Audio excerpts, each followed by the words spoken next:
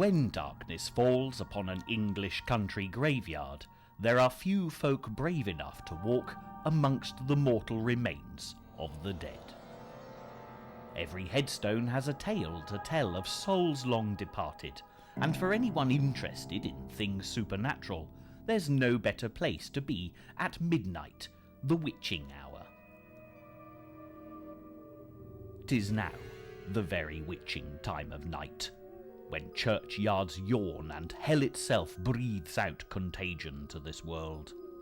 Now could I drink hot blood, and do such bitter business as the day would quake to look on. William Shakespeare, author of these blood-curdling lines, certainly appreciated the power of a graveyard and a good ghostly apparition, not to mention a toiling, boiling and bubbling witch thrown in for good measure. The great bard of Avon's plays are interwoven with stories of the paranormal, reflecting an age in Old England's history when anything beyond human understanding belonged strictly to the realm of superstition, folklore, and the supernatural. And so it has continued through the centuries, with natural-born storytellers like Shakespeare fueling the nation's love of a terrifying tale. There's nothing to compare with sitting too afraid to even move a muscle by the fireside's flickering light, listening to ghostly goings-on from long ago. Unfortunately, this is one old English tradition, just like the ghost story itself, that'll never be allowed to die and rest in peace.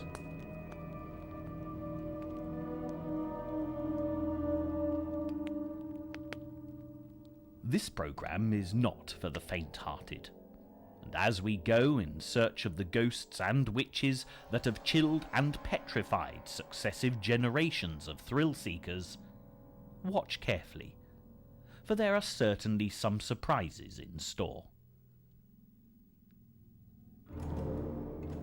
We'll start the proceedings by following the trail of the ghost of Charles Dickens, undoubtedly one of England's greatest writers, who was himself responsible for the fictional creation of some of the scariest ghosts of all time. Then we're off to the theatre for a sinister performance featuring phantoms and poltergeists in the otherwise charming city of Bath. Next, imagine yourself shut up in a black, claustrophobic hole for weeks on end, not knowing whether you'll ever see the light of day again, and you'll understand the terrible dark atmosphere that pervades this Elizabethan manor house in the heart of the English countryside. Becoming a modern-day witch hunter will transport us to the rural landscape of Old Warwickshire, where tales of ancient black magic rituals have a chilling degree of authenticity. And last, but not least, our ghostly quest takes a more southwesterly turn to the Celtic treasure that is the mystical county of Cornwall. With a whole host of spirit beings unique to the region, and a boastful claim of the most evil ghost in all England, there's a great deal of exploration to be undertaken. So, courage, mon ami. We will begin. No programme about English ghosts could possibly be countenanced without mention of Charles Dickens, perhaps the most popular writer of ghost stories ever known. When A Christmas Carol was first published in Victorian England, the reading public of the day relished the terror that was inflicted upon Ebenezer Scrooge, the mean old miser forced to change his uncharitable ways by ghostly visitations from spirits of the past, present, and future. The spirit raised a frightful cry and shook its chain with such a dismal and appalling noise that Scrooge held on tight to his chair to save himself from falling in a swoon. Scrooge fell upon his knees and clasped his hands before his face. "Mercy!" he said. "Dreadful apparition, why do you trouble me?" The reason for Charles Dickens' setting of this story at Christmas dates back to ancient times, and the belief that the wandering spirits of the dead were not allowed to make an appearance on Christmas Day, under any circumstances. Consequently, relating ghostly tales around the fire on Christmas Eve became a traditional pastime, because when the clock struck midnight, everyone could retire to their beds, secure in the knowledge that no spook or evil manifestation would disturb their slumbers, no matter how spine-chillingly intimidating and terrifying the storytelling might have been. A Christmas Carol was a huge success, appealing to the Victorians' preoccupation with the dark, the sinister, and the downright horrible. Dickens certainly cashed in on the idea, producing a spooky tale each Christmas time, and of course other authors followed in his very illustrious footsteps until the festive season became synonymous with this ghostly genre. It'll hardly come as a surprise, therefore, that Charles Dickens, the imaginative creator of so many well-loved ghostly characters, is himself still reputed to wander the earth as a restless spirit, haunting the cobbled streets of Rochester, the historic Kent city beloved of his youth that influenced much of his later writing. Rochester Castle is an imposing Norman fortress where many souls will have thrived and perished in equal measure throughout the ages. Tucked safely in the castle's shadow stands the stunning Rochester Cathedral, and between the two lies an indentation of an ancient moat which serves as a peaceful graveyard for a fortunate few. This was where Charles Dickens wanted to be buried, but at the time of his death, the great and the good of the day insisted that only the grandest church in the land, Westminster Abbey, was sufficiently majestic to receive the mortal remains of such an important Englishman. But if you feel a ghostly presence, a chill in the air as you walk over this spot, or hear strange footsteps when there's no one else in sight, you could be encountering the ghost of Charles Dickens, whose elegant spirit form has often been reported lingering in the vicinity. His bones may lie in an ornate mausoleum in London, but his ghost evidently still prefers this fine Kentish ground, and drinking in the atmosphere of this remarkable location. Who could blame him?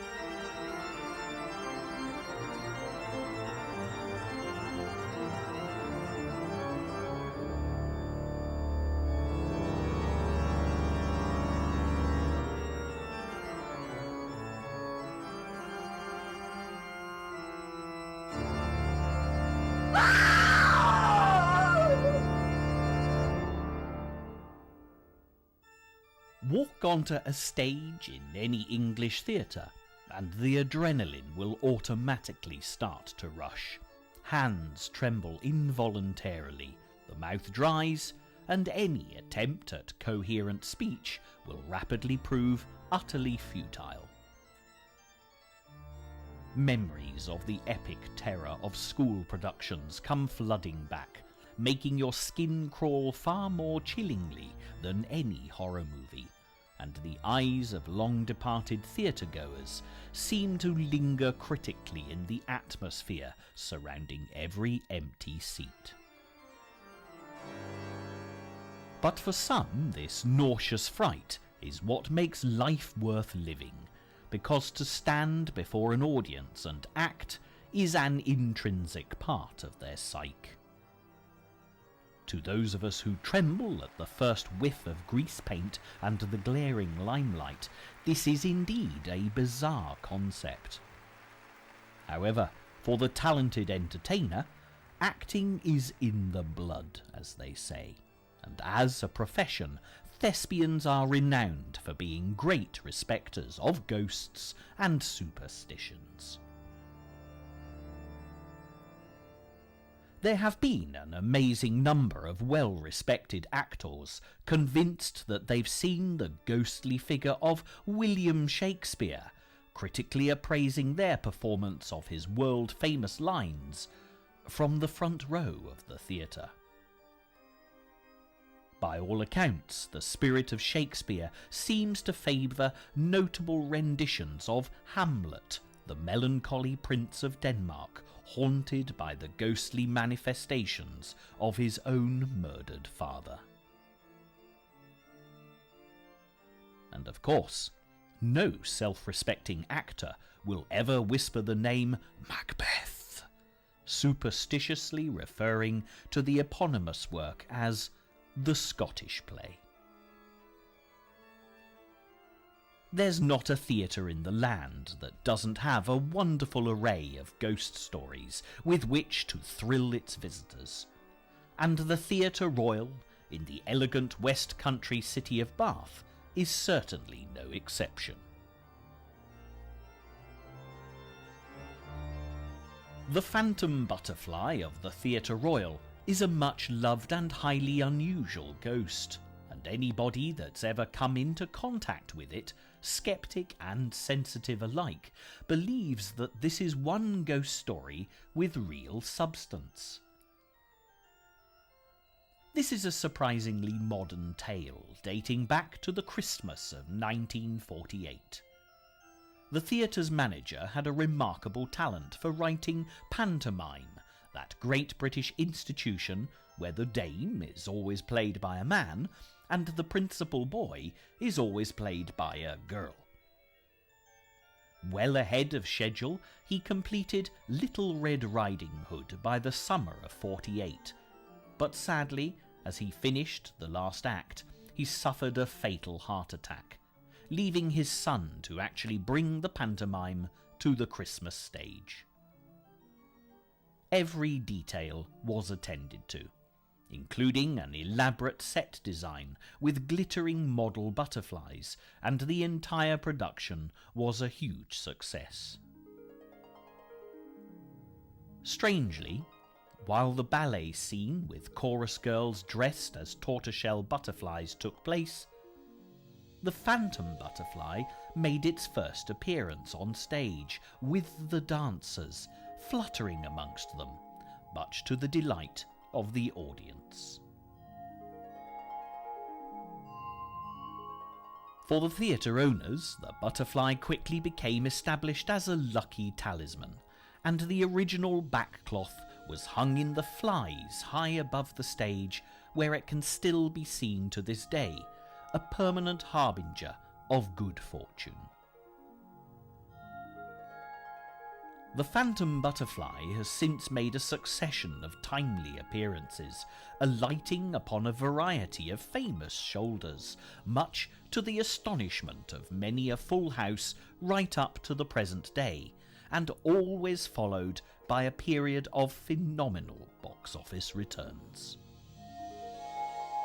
Ghosts are not always terribly welcome, but nothing would induce the Theatre Royal to take any steps to exorcise their butterfly, and it would be a sad day indeed if this lovely pantomime phantom appeared no more.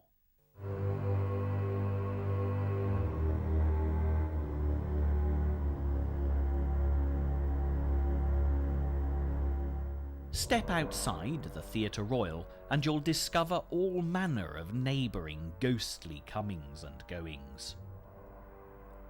This house belonged to the infamous Beau Nash, a rigid follower of smart society, who in the 18th century ruled fashionable Bath with all the pomp and circumstance of a monarch. Gambling was a popular pastime for Nash and his social acolytes, but it was also illegal. Consequently, when the Garrick's Head Hotel on the other side of the theatre was built as his private gambling den, he had the extreme good sense to construct a network of escape tunnels linking all three properties. Although the tunnels are blocked up today, a visit to the theatre's cellar restaurant will reveal the remnants of Beau Nash's clever contingency planning, which no doubt saved many a fine Bath reputation all those years ago.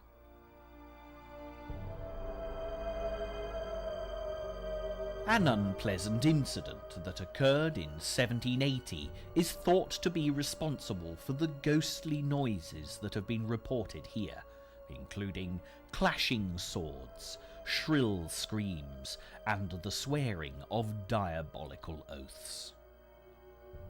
At this time in England's history, duels were fought in high society at the drop of a hat, or, for that matter, the slap of a well-tailored glove. In the highly charged atmosphere of a secret gaming room, disagreements regularly broke out, and often pistols or swords at dawn were the only honourable means of gaining satisfaction. In this particular case, an attractive lady staying at the Garrick's Head Hotel became the object of two gentlemen's amorous desires as they battled over a game of cards. A quarrel ensued, and much to the lady's consternation, swords were drawn and the duellists began to fight. One of the two was her lover, and she rushed from the gaming tables to the sanctuary of her own room. When she heard the victor's cry as a body lay dead on the ground, she realized that it was not the voice of her lover. Knowing that her beloved's killer was advancing up the stairs to claim her hand as his prize, she leapt, distraught, from the bedroom window to her gruesome, untimely death.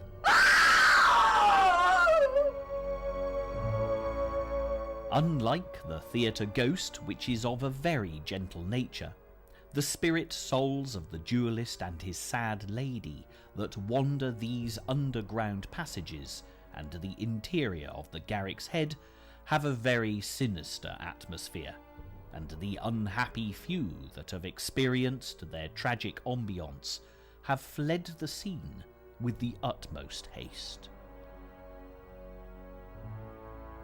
The Garrick's Head is also reported to be in possession of a poltergeist, a troublesome, dangerous spirit that, although never seen, can cause untold damage and nuisance. Fortunately, this is no longer a hotel, so there are no sleepers to be awoken by the crashing thuds and bangs of poltergeist mischief.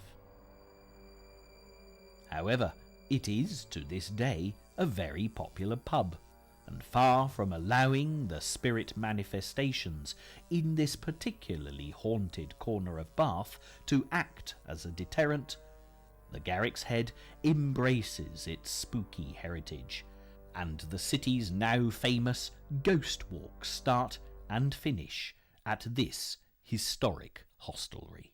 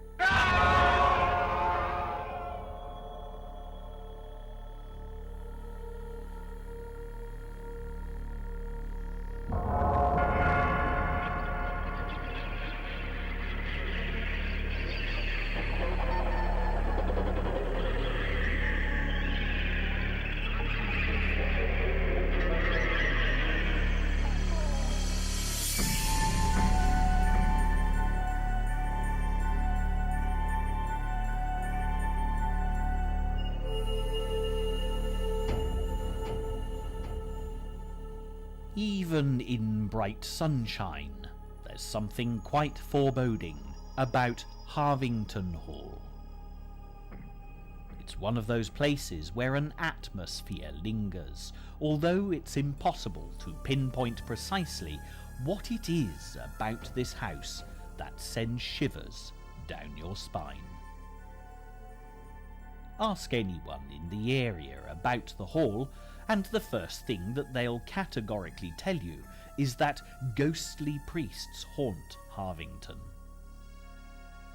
Further interrogation, however, will get you no further, as there are no specific spirits responsible for the hauntings, and you really do have to explore the house for yourself and discover what actually happened here historically to understand the highly charged sense of the paranormal. Hello? Harvington, as you see it today, dates back to the 14th century, although most of the building is of Elizabethan construction. Life here was rather peaceful and classically rural for a couple of centuries, until King Henry VIII, famed for having 6 wives, wanted to divorce the first of them. It's hard to believe that an event so far removed from Harvington, at the heart of the nation's capital, could change the character of this house so dramatically. But when the Pope in Rome refused to grant the great philandering monarch a divorce, history was truly in the making. Henry broke away from Rome, appointed himself head of the Church of England, formed a new Protestant religion for the whole country, approved his own divorce, and married the bewitching Anne Boleyn. For the steadfastly Catholic family that lived at Harvington, refusal to renounce their faith wasn't too much of a problem to start with, particularly as when Henry's Catholic daughter, Mary, became queen, she restored the country to Rome in line with her own beliefs. Bloody Mary, as she was more commonly known, turned viciously upon the new Protestant clergymen, and any that refused to return to Catholicism were burned at the stake as heretics.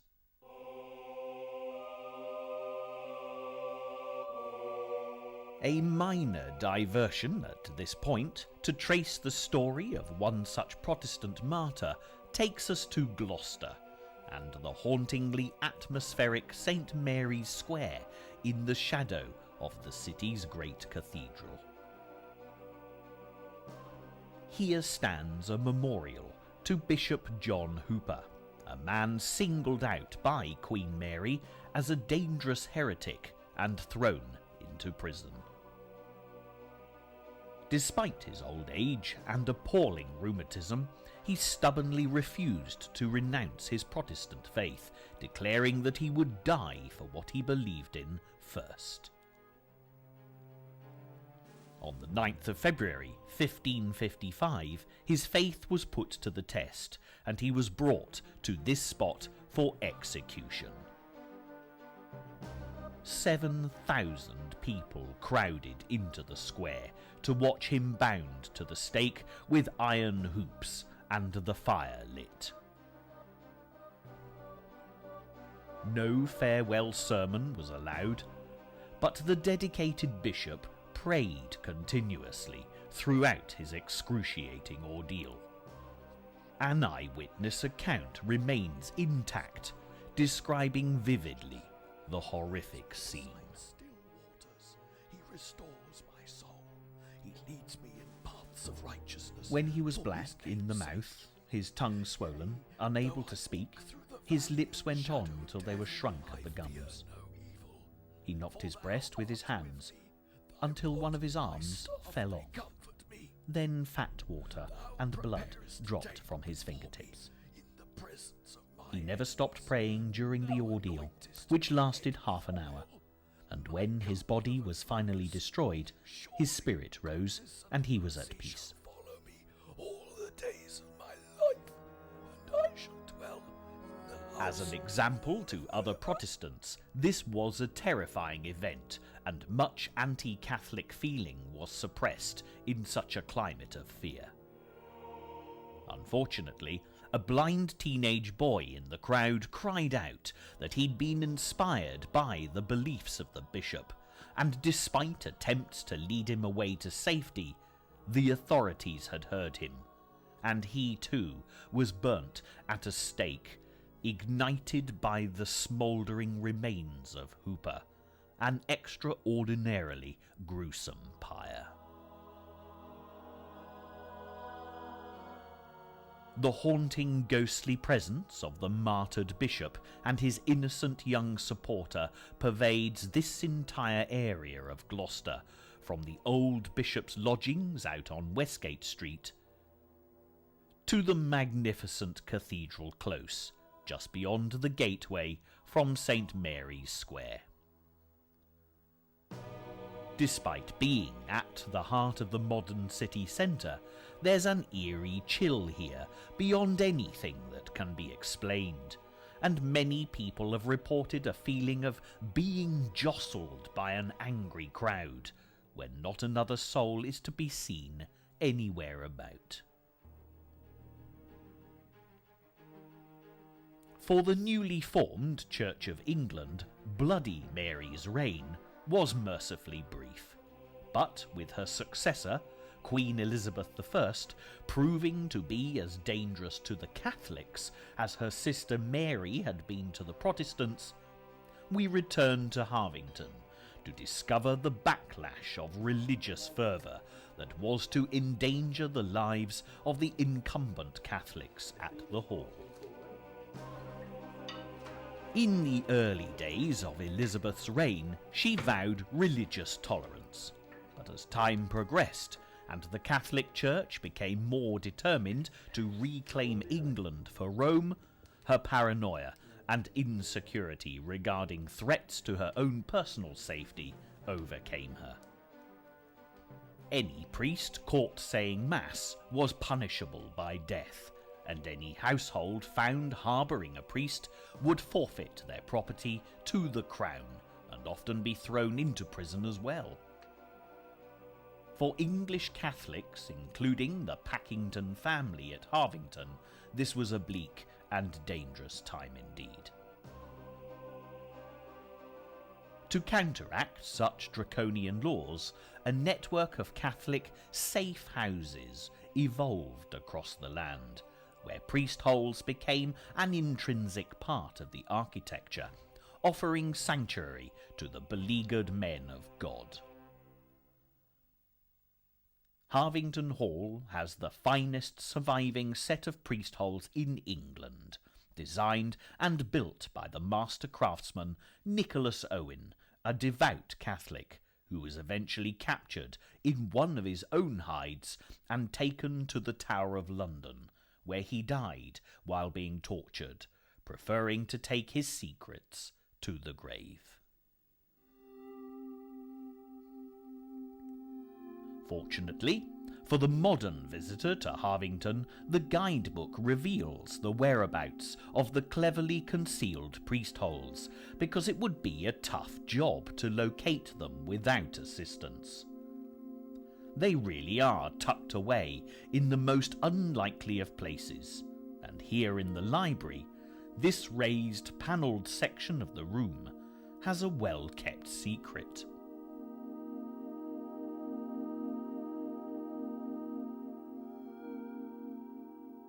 Further along the passageway, a seemingly unremarkable bedroom has a false fireplace, complete with fake smoke blacking, and if you take a closer look, this bolt hole into the roof space and further hiding places is absolutely fascinating.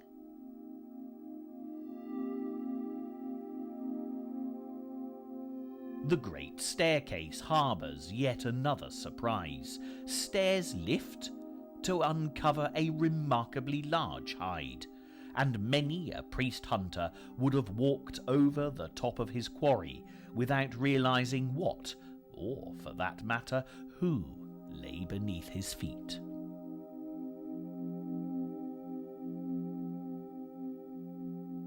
Hunting down priests was a lucrative business, and financial rewards were a much greater incentive at this point in history than religious intolerance. Any priest captured would be tortured mercilessly until he revealed the location and identities of his fellow Catholic supporters. Many didn't survive the rigours of such barbaric treatment, and those that did were subsequently hung, drawn and quartered, a particularly nasty form of execution, whereby the condemned man was hung from a gallows until almost dead, then dragged along the ground, courtesy of speeding horsepower, and if this wasn't sufficient to tear body from soul, disembowelment was called upon to finish the job. It's hard to imagine the fear that these men had to overcome as they lay hidden, often for days on end in total darkness, weak from lack of food, and terrified by every passing footstep. They knew only too well what their fate would be if captured.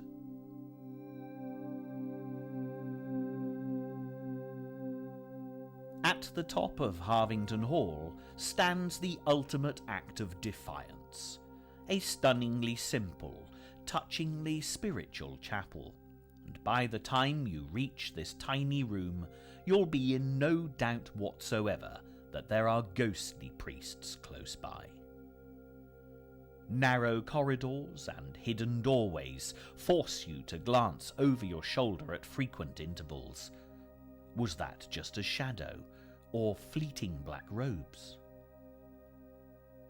Footsteps sound all around, doors and floorboards creak, the wind rattles window frames, and only the most sceptical of non-believers will leave Harvington unmoved by this uniquely atmospheric, incredibly haunted house.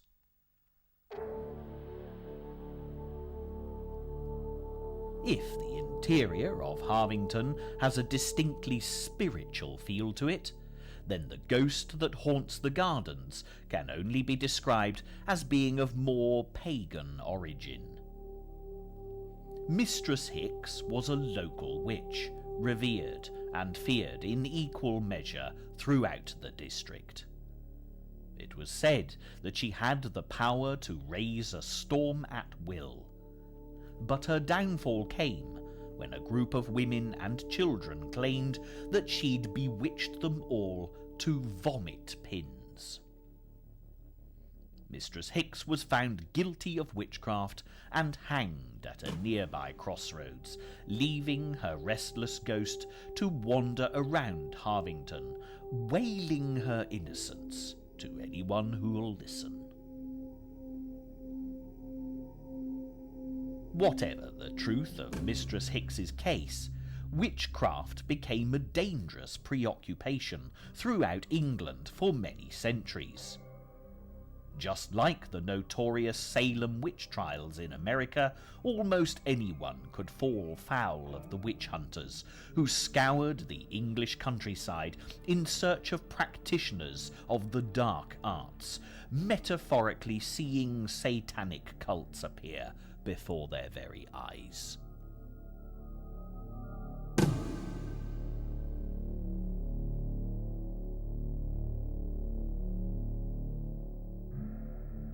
It's difficult to believe that the sleepy Warwickshire village of Long Compton was once terrorised by witches, as the honey-coloured Cotswold stone buildings bask in the evening sunlight.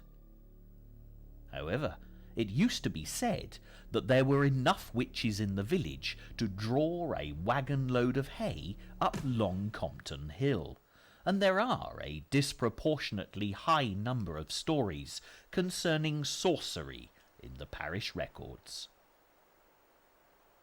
As incongruous as this may sound, looking at the peace and tranquillity of this modern-day scene, a short journey out of the village takes us to the mysterious Rollright Stones.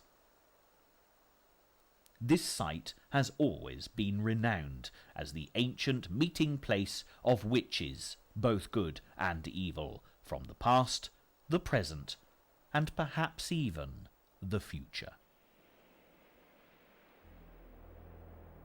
A matter of yards from the main circle stands the majestic King's Stone, where local legend has a far more interesting tale to tell than more prosaic archaeologists. A powerful king wanted to rule over all England, and this strategically important area of the Midland counties was crucial to his campaign.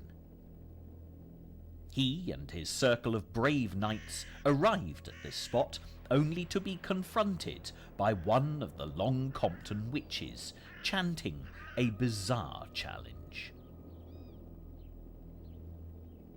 7 long strides shalt thou take, and if Long Compton thou canst see, King of England thou shalt be.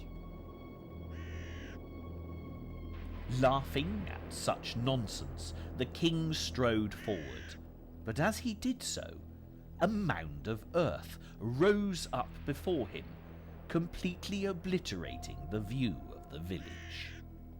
The cackling witch then cursed him and his knights to be forever stone, and they've remained to this day exactly where they stood that fateful final moment, petrified for all time.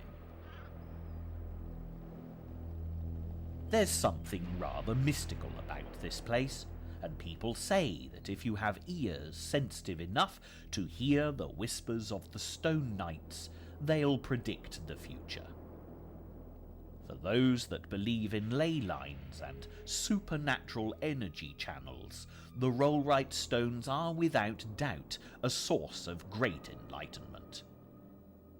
The Old English art of dowsing is much practised here, and strange as it may look, the dowsers are actually using divining rods that spin of their own accord when a spirit energy is present.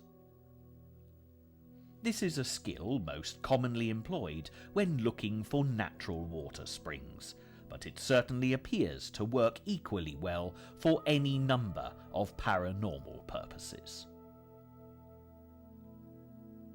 Although this story has a degree of ethereal charm, there's a far more sinister side to the tales about the witches of Long Compton. At one point in history, no elderly woman in the village would walk with a stick for fear of being accused of witchcraft. The arthritis and rheumatism might be crippling, but being branded a witch could, and all too often did, prove fatal. Anne Turner of Long Compton was an elderly woman who reputedly possessed magical powers, who became the ceremonial victim of an ardent witch hunter.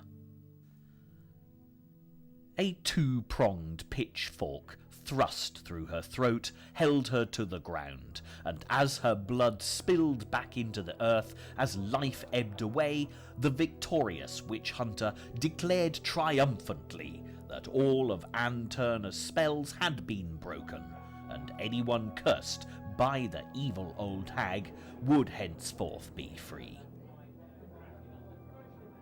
Quite what the unfortunate woman's particular brand of evil was, the records fail to tell.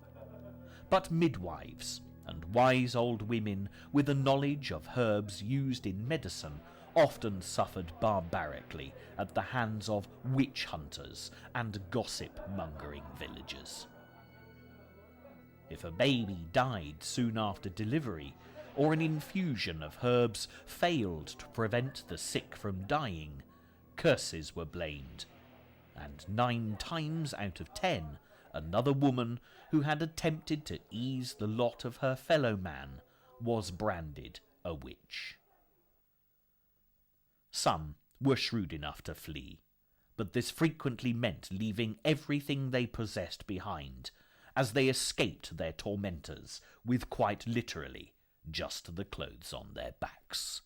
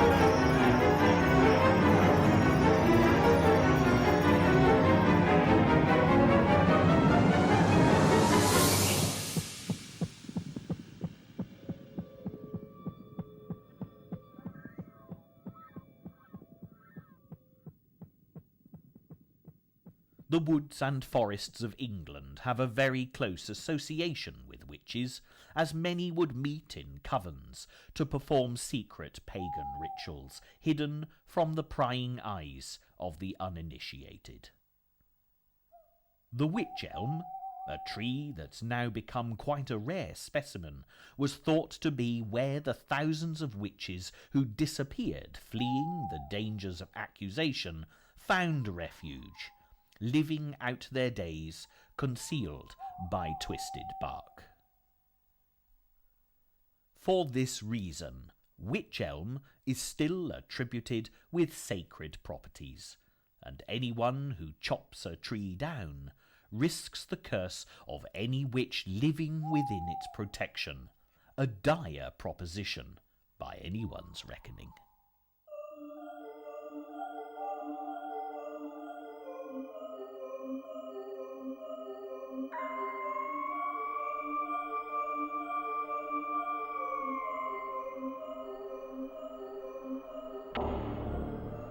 With the dark woods of Warwickshire left long behind us, the wild beauty of Cornwall appears over the horizon.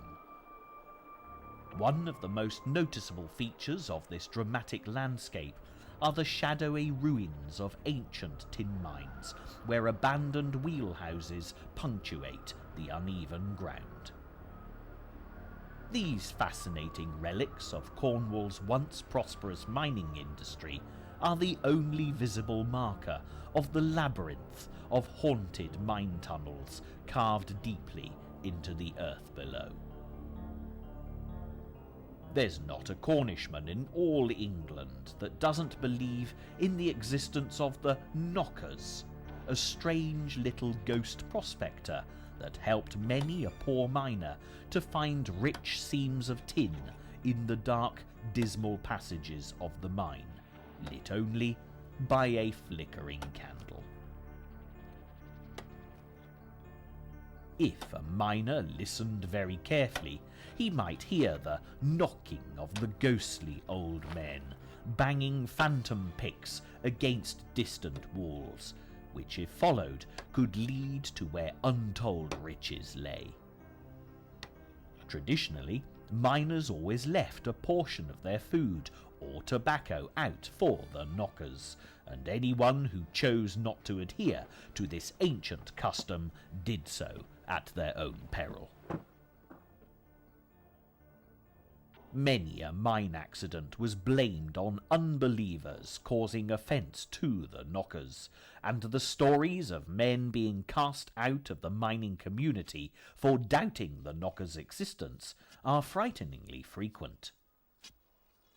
So remember this warning if you ever enter a Cornish tin mine. Listen out for the knocking of the ghostly little old miners who preside over these deep dark depths and always treat them with a healthy respect. Equally as famous as the Cornish knockers are the evil, lawless shipwreckers of Cornwall. All along the rugged coastline, the wreckers are held responsible for the chilling tales told of the ghosts of innocent men, women and children lured to their deaths on the beaches and headlands of Cornwall. This is Jamaica Inn, high up on Bodmin Moor, made famous as the hideout of the wreckers in Daphne du Maurier's well-known novel of the same name. From here, gangs of miscreants would travel to the coast, lighting false fires upon the Cornish headlands, supposedly offering a beacon to lost ships, whilst in fact drawing vessels laden with whiskey, brandy and tobacco onto the rocks and certain disaster. Any survivors who reached the beach would be drowned, and the ill-gotten booty would be transported back to old Jamaica, and any man who stood in their way or betrayed his evil comrades to the customs men would undoubtedly find himself dead in a ditch. Daphne du Maurier's novel may be nothing more than excellent fiction, but there's a distinctly haunted aura hanging in the atmosphere here at Jamaica Inn, which any self-respecting ghost hunter will most definitely revel in. There are those that say that the wreckers never existed, and although native Cornishmen would help themselves to contraband that washed up on the beaches from foundering vessels, whether or not they deliberately set out to do bloody murder, motivated by pure greed, is truly a question consigned to the province of myths and legend. However, smuggling is a different issue altogether, and any Cornishman who could avoid paying the government's duty on his brandy and tobacco would do so with the utmost relish. It's a dark, windy night in Polperro, one of Cornwall's best-loved fishing villages that was a notorious haven for smugglers and their hidden treasures. Walking through the empty streets, the ghosts of generations of smugglers seem to hide around every dark corner, ready to ambush the unsuspecting passerby. Of course, it was only the wind screeching through hanging lanterns. It couldn't possibly have been the anguished ghostly screams of a double-crossed smuggler from long ago. Or could it?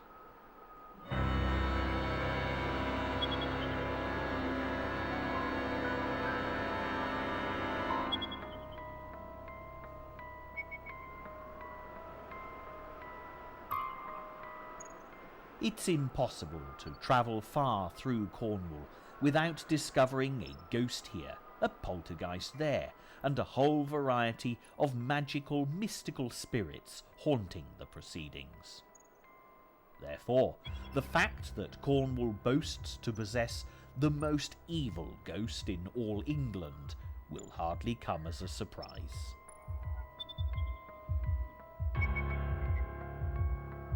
This last ghostly journey takes us to an amazingly atmospheric location, where a dramatic, craggy landscape dominates an otherwise pastoral scene. Roche Rock is an angular granite outcrop from which a tiny 15th century chapel seems to grow skywards. Here the ghost of the black-hearted Jan Tregeagle, reputed to haunt Cornwall from coast to coast, sought refuge from Satan's hellhounds as they pursued him across the bleak, rolling moors. Tregeagle, so legend has it, sold his soul to the devil. But when the time came for his spirit's departure to the depths of hell, he begged the Cornish holyman to save him. A pact was forged, but at a price.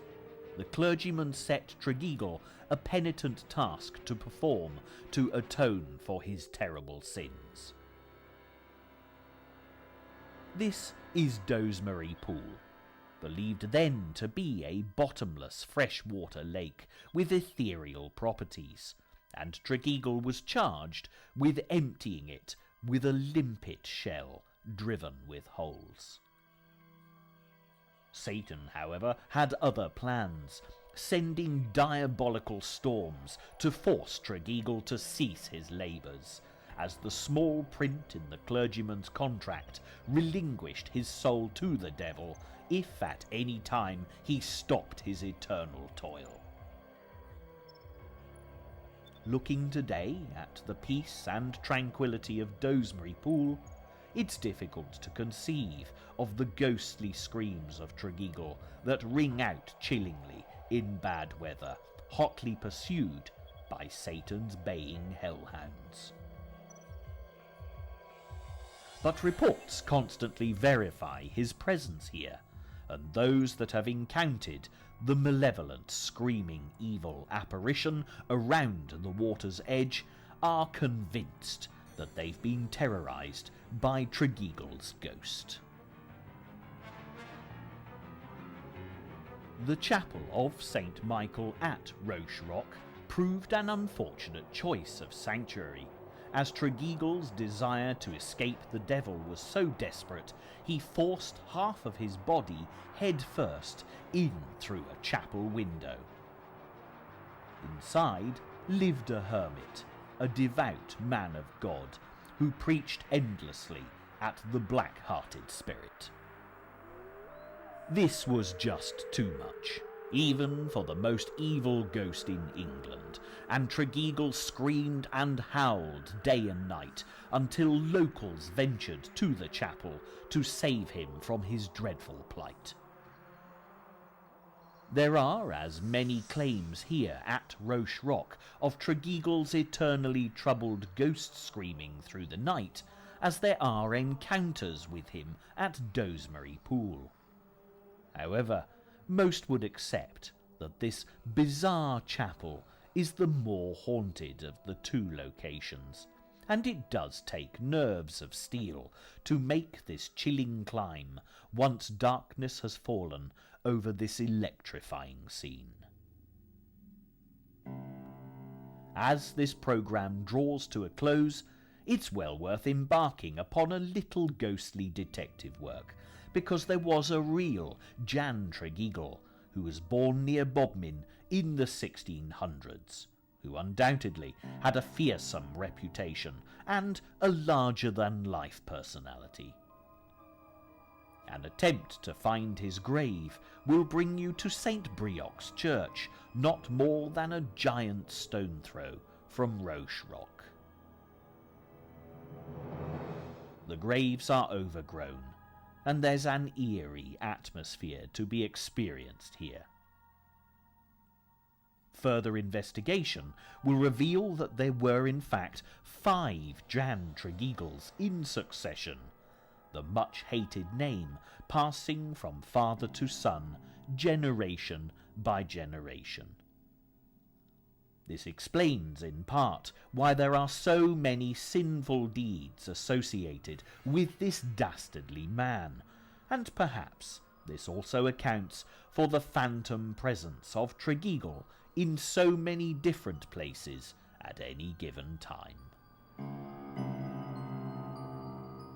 Standing in the shadow of this ancient church, it's comforting to know that the Cornish nation has a special prayer for dealing with such supernatural manifestations as Tregeagle's ghost. And, as an extraordinarily sensitive people, it's only right and fitting that they should have the last word when it comes to ghosts and witches of Old England. from ghoulies and ghosties, and long-leggedy beasties, and things that go bump in the night. Good Lord, deliver us. But for those of you whose appetite for ghost hunting has been whetted by this programme, comfort is the last thing that you'll be looking for. Because, after all, there are more things in heaven and earth than mere mortals can possibly explain. And for lovers of spine-chilling ghostly tales, that's just exactly how it should be.